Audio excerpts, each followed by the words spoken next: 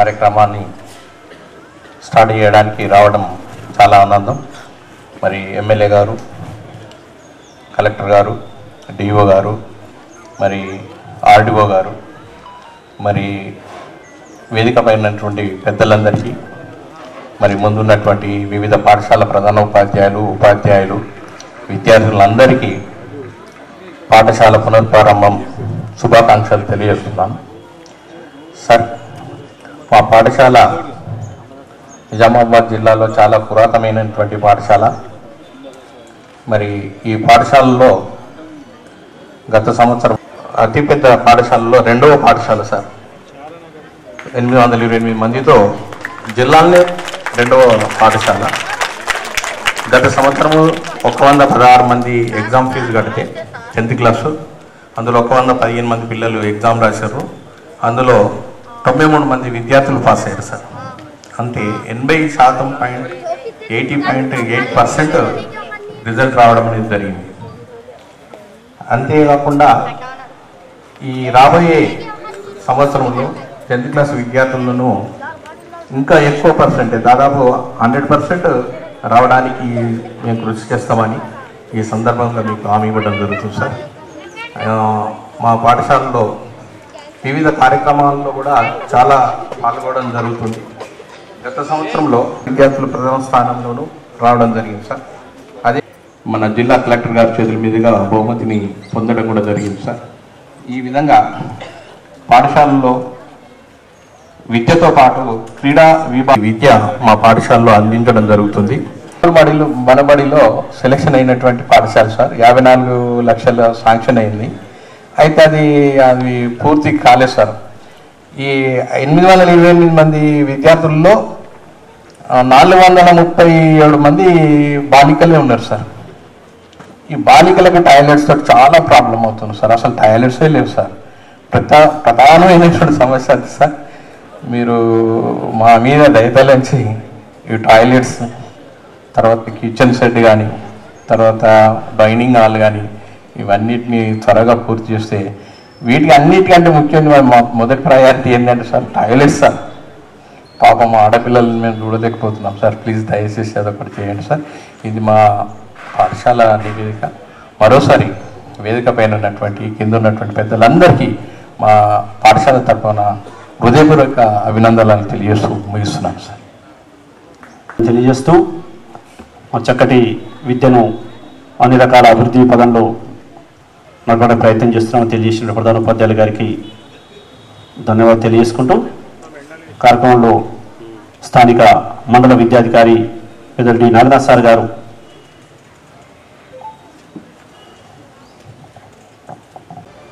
సభకు విచ్చేసిన గౌరవనీయ పెద్దలు, ఎమ్మెల్యే గారు, అదేవిధంగా జిల్లా కలెక్టర్ గారు, జిల్లా విద్యాధికారి గారు, మరి పెద్దలు ఆర్డీఓ గారు, ఎంపీడీఓ గారు, మిగతా పెద్దలందరికీ నమస్కారం తెలియజేసుకుంటూ, పాత్రికా సోదరులకు నమస్కారం తెలియజేసుకుంటూ, ముఖ్యంగా ఈరోజు బడిబాటలో భాగంగా ఇక్కడ కార్యక్రమం ఏర్పాటు చేయడం జరిగింది. సో మరి మేము బడిబాట గత 2 రోజుల నుంచి ప్రతి విలేజ్లో మా ఉపాధ్యాయులు తిరుగుతూ విద్యార్థులకు మా పాఠశాలలో, ప్రభుత్వ పాఠశాలలో జాయిన్ చేసుకోవడానికి మా ఉపాధ్యాయులతో తిరుగుతున్నారు సార్. సో ఆ కార్యక్రమం భాగంగానే మన మండలికి ఇచ్చేసిన బుక్స్ కానివ్వండి, నోట్ బుక్స్ కానివ్వండి, యూనిఫామ్స్ కానీ వచ్చేసాయి. సో అవి డిస్ట్రిబ్యూషన్ కూడా కొన్ని పాఠశాలలో జరుగుతున్నాయి సార్.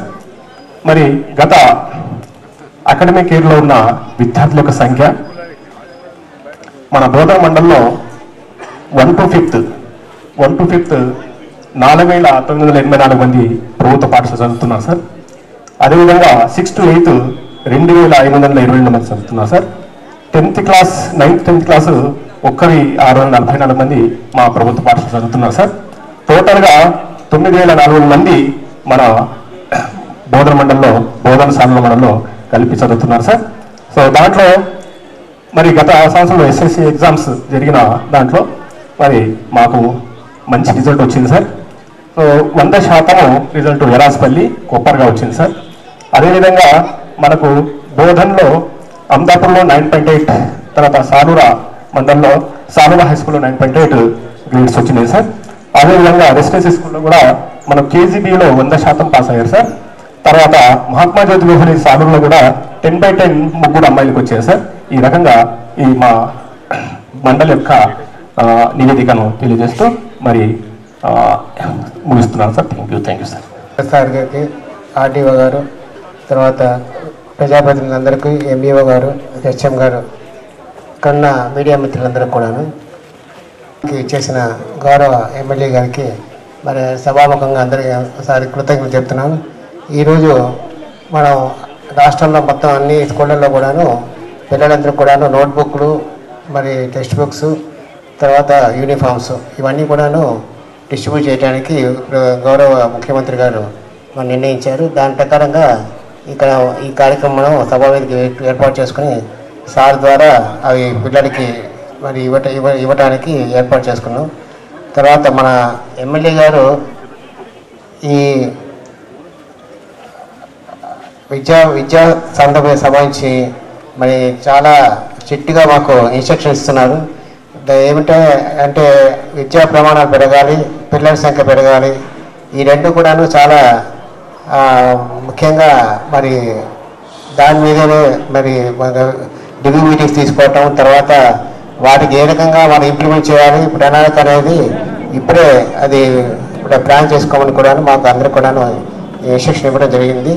దాని ప్రకారం కలెక్టర్ గారి సారథ్యంలో మేమంతా కూడా ఈ విద్యా సంబంధించింది ఈ సంవత్సరం మరి టీచర్ల సంఖ్య కానీ, టీచర్ల అడ్జస్ట్మెంట్ కానీ, తర్వాత పిల్లలు ఎన్రోల్మెంట్ పెరగటం కానీ దీనికంతా కూడాను మేమంతా మా డిపార్ట్మెంట్ తరఫున మేము కృషి చేస్తామని సభాముఖంగా సార్కి తెలియజేస్తున్నాం సార్. Thank you sir. మనకి రాష్ట్రంలో ఉన్న అన్ని ప్రభుత్వ పాఠశాలలు కూడా ఈరోజు పునఃప్రారంభిస్తున్నాము. సో ఈరోజు మనకి నిజామాబాద్ జిల్లాలో కూడా అన్ని ప్రభుత్వ పాఠశాల పునఃప్రారంభించడం జరుగుతుంది. సో ఈరోజు బోధన్ పట్టణంలో ఈ గవర్నమెంట్ జూనియర్ కాలేజ్ పునఃప్రారంభ కార్యక్రమానికి ముఖ్య అతిథిగా విచ్చేసిన స్థానిక ఎమ్మెల్యే గారు సుదర్శన్ రెడ్డి గారికి, డిఈఓ గారికి, ఎంఈఓ గారు, ఆర్డీఓ గారు, ఇక్కడ విచ్చేసిన స్కూల్ టీచర్స్, హెడ్ మాస్టర్ గారికి, ఇక్కడ ఉన్న విద్యార్థులు, పాత్రికేయ మిత్రులందరికీ నమస్కారాలు. సో మనకి గవర్నమెంట్ స్కూల్ ప్రభుత్వ పాఠశాలల్లో విద్యని మనకి క్వాలిటేటివ్ గా ఇంప్రూవ్ చేయడానికి, అదేవిధంగా విద్యార్థులకి కలిగించే మౌలిక సదుపాయాలు కూడా ఇంప్రూవ్ చేయాలనే ఉద్దేశంతో సో రాష్ట్ర ప్రభుత్వం రీసెంట్ గా మనకి అమ్మ ఆదర్శ పాఠశాలలు అంటే ప్రతి పాఠశాలలో కూడా అమ్మ ఆదర్శ కమిటీ ఒకటి విద్యార్థుల తల్లులతో ఒక కమిటీని ఏర్పాటు చేయడం జరిగింది. సో వాళ్ళు ఈ పాఠశాలలో జరిగే కార్యక్రమాలు, అదేవిధంగా మౌలిక వస్తువులు ఏమున్నాయి అనేది కూడా అసెస్ చేయడానికి, అదేవిధంగా ఏమైనా మనకి ఫండ్స్ అలాట్ అయినప్పుడు వాటిని ఇంప్లిమెంట్ చేయడానికి కూడా మనకి అమ్మ ఆదర్శ పాఠశాలల గురించి మనకి అమ్మ ఆదర్శ కమిటీలు అనేది కూడా విద్యార్థుల తల్లులతో ఏర్పాటు చేయడం జరిగింది. సో మన జిల్లాలో కూడా ఈ కార్యక్రమంలో భాగంగా 792 స్కూల్స్ లో కూడా మౌలిక వస్తువులు, డ్రింకింగ్ వాటర్ కానీ, టాయిలెట్ రిపేర్స్ అవన్నీ కూడా మనము టేకప్ చేయడం జరిగింది.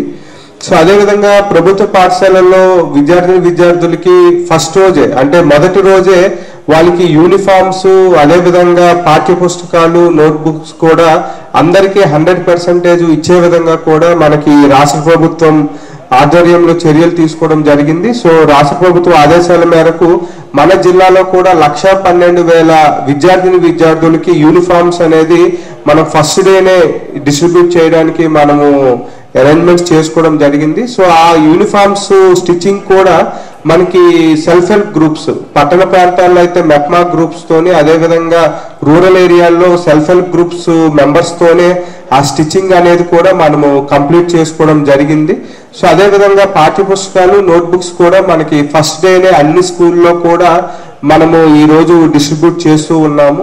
సో మనకి స్కూల్స్ లో కూడా లాస్ట్ టైం మనకి 10th క్లాస్ రిజల్ట్స్ చూసుకుంటే మన జిల్లాలో ప్రభుత్వ పాఠశాలలో చదువుతున్న 103 మెంబర్స్ కి మనకి 10 GPA వచ్చింది. సో 100% స్కోర్ చేయడం జరిగింది.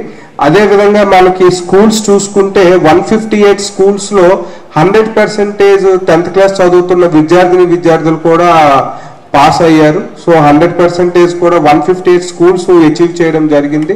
జిల్లాలో చూసుకుంటే 93.72% కూడా పాస్ అయ్యారు. సో మనకి అంటే ప్రభుత్వ పాఠశాలలు కూడా ప్రైవేట్ పాఠశాలకి ఏ ఇష్యూలో కూడా మనకి పోటీ ఇచ్చే విధంగా ప్రభుత్వ పాఠశాలలు ప్రైవేట్ పాఠశాలల కన్నా మిన్నగా మనకి క్వాలిటీ చెప్పే విధంగా కూడా మనము చర్యలు తీసుకుంటున్నాము.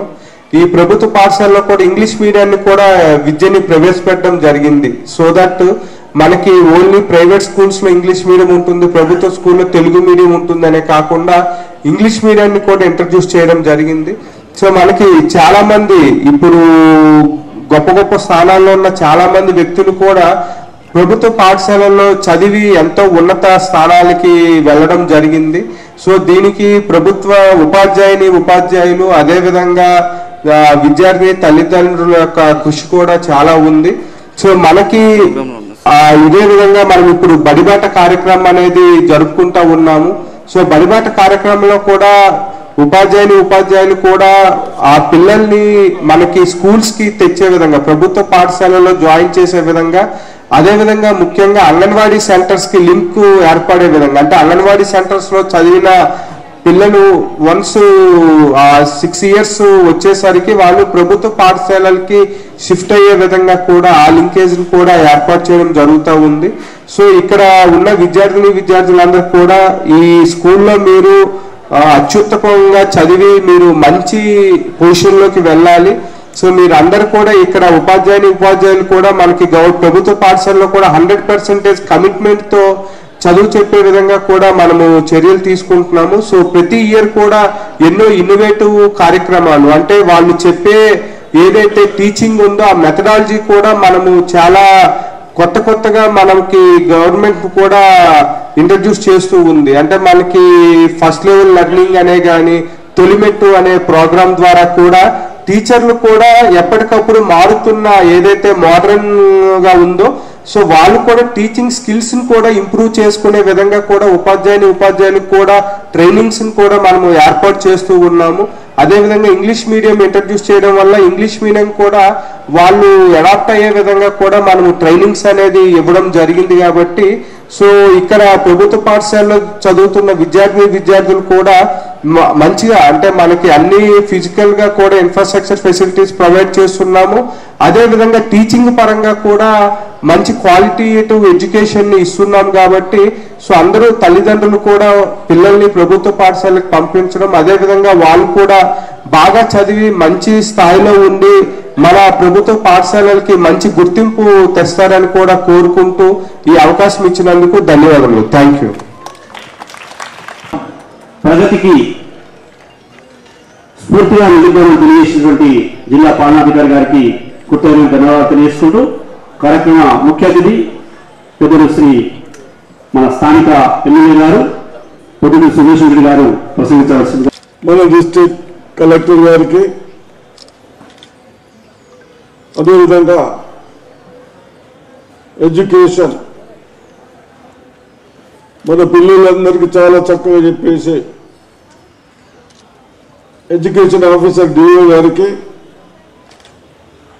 ఆర్డీఓ గారికి ఈవీఓ గారికి మానవుల మోహన్ చైర్మన్ గారికి ఇక్కడ వచ్చేసిన నా మిత్రులకు అదేవిధంగా ప్రెస్ సోదరులకు నా చదువుకున్న విద్యార్థులకు అందరికీ నా నమస్కారం. మరి ఈరోజు మీ అందరి హృదయాల్లో అన్ని విధాలుగా బాగుండాలని ఈ ప్రభుత్వం రేవంత్ రెడ్డి గారు ముఖ్యమంత్రి అయిన తర్వాత అన్ని సెక్షన్లో అగ్రికల్చర్ కానీ ఎడ్యుకేషన్ కానీ హెల్త్ కానీ కాపాడి ప్రజలని బాగా చేయాలన్న ఉద్దేశంతో మరి ఈరోజే రాబోయే సంవత్సరానికి నా విద్యార్థులకు చక్కని రోజు బాగా చదివి మంచి విద్యావంతులై వాళ్ళు అంటే విద్యావంతులైన తర్వాత మీరు సాధించేది లేదు. విద్యావంతులైనా కూడా అన్ని సాధించుకోవచ్చు మనం. కాబట్టి దానికి మనం ఈ ప్రభుత్వం అంత ఇంపార్టెంట్ ఇస్తా ఉన్నాం. సరే బుక్స్ పంచడం కానీ డ్రెస్సులు ఇచ్చడం కానీ అవన్నీ ఒక ఎత్తు. ఇవన్నీ ఎందుకు వేస్తా ఉన్నాం? వీళ్ళని ప్రోత్సహించి మీ తండ్రులు ఇంత కష్టపడి మీరు స్కూల్స్కు పంపించిన తర్వాత స్కూల్కి ఎందుకు పంపుతా ఉన్నారు? నా విద్యార్థులకు అర్థం చేసుకోవాలి. ఇక్కడ కూడా మరి 800 స్ట్రెంత్ అని చెప్తా ఉన్నారు, 830 తప్పనిసరిగా రిజల్ట్స్ కూడా బాగా నచ్చున్నాయని చెప్తా ఉన్నారు. కాబట్టి మీరందరూ బాగా చదివి మంచి విద్యావంతులైతే మనం సాధించేది లేదు. విద్యతోనే అన్ని సాధించవచ్చు. ఐటీ వ్యవసాయ రంగంలో సీట్స్ కానీ హాస్పిటల్స్ కానీ ఇవన్నీ వాళ్ళు ఎప్పుడు చేస్తా ఉన్నారు? విద్యావంతులు అయిన తర్వాత. అంతేనా? ఎప్పుడు కలెక్టర్ గారు ఎట్లా వచ్చి కూర్చున్నాడు మనందరికంటే విద్యావంతుడు బాగా చదువుకున్నాడు కాబట్టి. డాక్టర్లు ఏంది మనకు అన్ని చూస్తాను బాగా చదివిండు కాబట్టి. వ్యవసాయం ఈ పంట వేస్తే ఈ సీడ్ వస్తే ఇంత వస్తుంది, ఈ సీడ్ వస్తే ఇంత వస్తుందని ఎందుకు చెప్తా ఉన్నారు? అన్ని బాగా విద్యావంతులై అన్ని చదువుకొని ఏదైతే మన అందరికి బాగుపడుతుందో అటువంటి విద్య చేసింది కాబట్టి చెప్పగలుగుతా ఉన్నారు. మీరందరూ ఇక్కడ కొత్తగా వచ్చిన ప్రెస్ ద్వారా తల్లిదండ్రులకు కానీ పేరెంట్స్ కానీ ఒక రిక్వెస్ట్, తప్పనిసరిగా రేపు రాబోయే రోజుల్లో ప్రభుత్వ హాస్పిటల్లో ప్రభుత్వ స్కూల్స్లో ఇక్కడ కూడా మన గవర్నమెంట్ మొత్తం స్కూల్లో 103లో 100 వచ్చిన స్టూడెంట్స్ ఉన్నారు. అంటే కేవలం ప్రైవేట్ పోతేనే వస్తాయి. ఇక్కడ కూడా మన టీచర్లు మంచి విద్యావంతులు బాగా చదివే వాళ్ళు. దయచేసి మా టీచర్లకు కూడా రిక్వెస్ట్ చేస్తా ఉన్నాను, దయచేసి మన విద్యార్థులని తల్లిదండ్రుల తర్వాత వాళ్ళకు కావాల్సింది మీరే.